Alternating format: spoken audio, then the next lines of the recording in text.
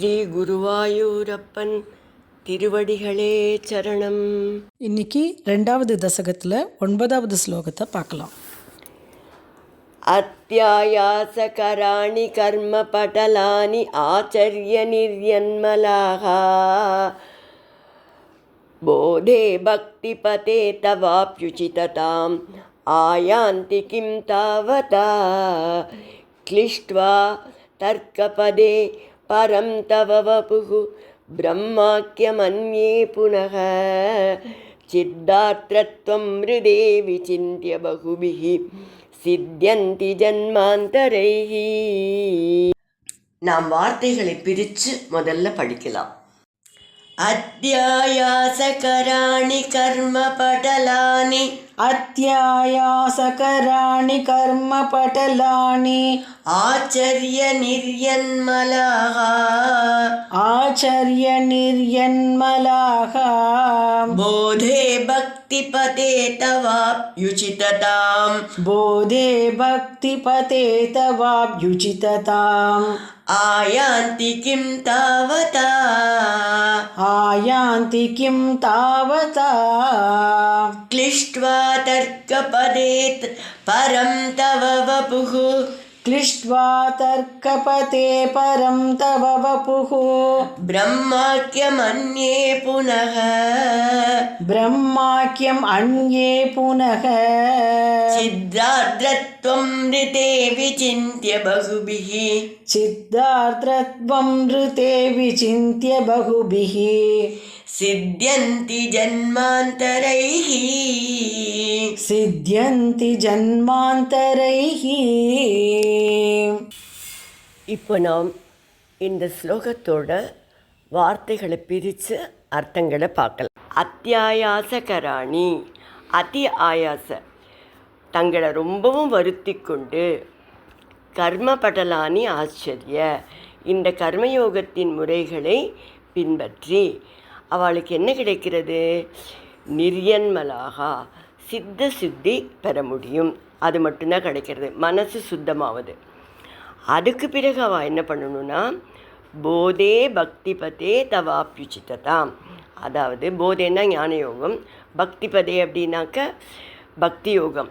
என்ன விதமான பக்தி யோகம் அது அப்படின்னா அஷ்டாங்க யோகம்னு சொல்லுவாளே, அந்த வழியில் பகவானை தியானிக்கிறதான பக்தி யோகம். ஸோ அந்த ஞான யோகத்தையோ அல்லது பக்தி யோகத்தையோ பின்பற்றுவதற்கான தகுதியை மட்டும்தான் அவர்கள் அடைகிறார்கள். சரி, இந்த ஞான யோகம் என்ன பண்ணுறது அப்படின்னு பார்த்தீங்கன்னா, க்ளிஷ்ட்வா தர்க்கபதே ரொம்ப கஷ்டப்பட்டு தர்க்கங்களை எல்லாம் பண்ணி தத்துவார்த்தங்களை எல்லாம் யோசித்து கிம் தாவதா என்ன பயன் கிடைக்கப் போகிறது? பரம் தவவபுகு பிரம்மாக்கியமன்யே புனக.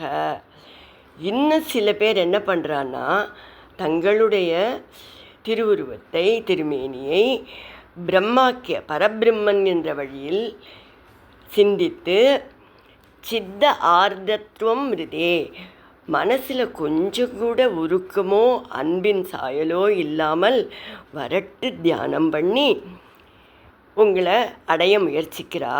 அவளுக்கு என்ன ஏற்படுகிறது அப்படின்னா சித்தியந்தி பகுபிகி ஜன்மாந்தரைகி.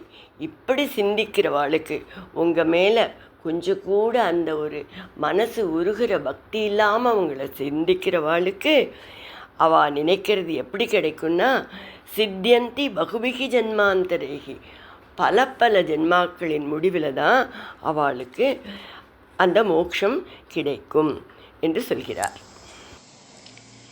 இப்போ ஒவ்வொருவரையும் ஃபுல்லாக சொல்லலாம். அத்தியாயாசகராணி கர்ம படலானி ஆச்சரிய நிர்யன்மலாக அத்யாயாசகராணி கர்ம படலானி ஆச்சரிய நிர்யன்மலாக போதே பக்தி பதே தவாப்யுசிததாம் ஆயாந்தி கிம் தாவதா போதே பக்தி பதே தவாப்யுசிததாம் ஆயாந்தி கிம் தாவதா क्लिष्ट्वा तर्कपते परं तव वपुः ब्रह्माख्यमन्ये पुनः कृष्ट्वा तर्कपते परं तव वपुः ब्रह्माख्यम् अन्ये पुनः चिद्दार्द्रत्वं ऋते विचिन्त्य बहुभिः सिद्ध्यन्ति जन्मान्तरैः चिद्दात्रत्वं ऋते विचिन्त्य बहुभिः सिद्ध्यन्ति जन्मान्तरैः. இப்போ நம்ம இந்த ஸ்லோகத்தோட முழு அர்த்தத்தையும் பார்க்கலாம். 9வது ஸ்லோகத்தில் பட்டதிரிகள் இந்த கர்மயோகத்தையும் ஞான யோகத்தையும் பின்பற்றுவதில் என்ன சிரமங்கள் இருக்கிறது அப்படிங்கிறத விவரிக்கிறார். நித்திய நைமித்திக கர்மாக்களை பலன் கருதாது ரொம்ப ஈடுபாட்டோடு செய்து தன்னை வருத்தி கொண்டு ரொம்ப கஷ்டப்பட்டு கர்மயோகத்தை செய்கிறார்கள். இதனால் அவர்களுக்கு கிடைப்பது என்ன அப்படின்னா சித்த சுத்தி அப்படின்னு சொல்கிறார். சித்த சுத்தின்னா என்னது? மன தூய்மை. இந்த சித்த சுத்தியானது அவர்களுக்கு ஞான யோகத்தையோ பக்தி யோகத்தையோ செய்வதற்கு தகுதியைத்தான் பெற்றுத்தருகிறது. கஷ்டப்பட்டு பலனை எதிர்பார்க்காது பல காலம் செய்த கர்மயோகம் நேராக மோட்சத்தை தராது. ஜஸ்ட் ஞான யோகம் பக்தி யோகங்கிற வழிகளில் போகிறதுக்கு ஒரு ஏணிப்படி, அவ்வளோதான். குருவாயிரப்பா, இதனால் என்ன பயன்? கிம் தாவதா அப்படின்னு கேட்குறார். ஞான யோகம் எப்படிப்பட்டதாக இருக்குது? தர்க்கம் வேதாந்தம் ஆகியவைகளில் ஈடுபட்டு மூளையை கசக்கி பிழிஞ்சு ஜீவாத்மாவை பற்றி எல்லாம் தெரிந்து கொண்டு பிறகு பரமாத்மாவை அடைய பிரம்மம்னு சொல்லப்படுற உங்களோட வடிவை தியானிக்கிறார்கள்.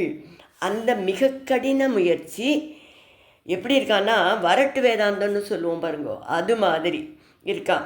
மனசில் மகிழ்ச்சியோ உருக்கமோ எந்த சத்பாவமோ எதுவுமே இல்லாமல் திரும்ப 6வது ஸ்லோகத்தை ஒரு செகண்ட் நினச்சி பாருங்கோ.